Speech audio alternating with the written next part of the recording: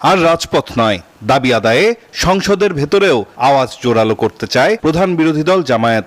জাতীয় সংসদ ভবনের পশ্চিম ব্লকের নবম তলায় বিরোধী দলীয় সংসদীয় সভায় এসব কথা বলেন জামায়াতের নেতারা। সভাকক্ষে ডাক্তার শফিকুর রহমানের সভাপতিত্বে বিরোধী দলীয় সংসদীয় দলের সভায় যোগ দেন বিরোধী দলীয় চিফ হুইপ ও এনসিপি প্রধান নাহিদ ইসলামও।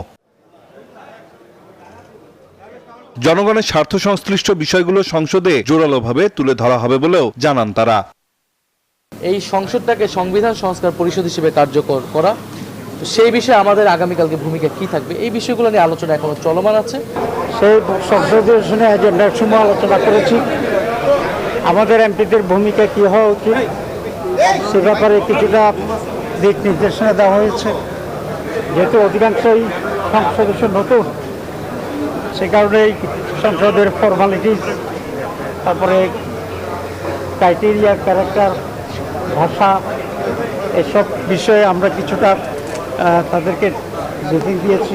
বৈঠক শেষে গণমাধ্যমের সাথে কথা বলেন দলটির প্রধান ডাক্তার শফিকুর রহমান। এই সময় ডেপুটি স্পিকার নিয়োগ সংক্রান্ত এক প্রশ্নের জবাবে আমির বলেন, জুলাই আন্দোলন ও প্রতিশ্রুতি বাস্তবায়নই এখন তাদের প্রধান অগ্রাধিকার।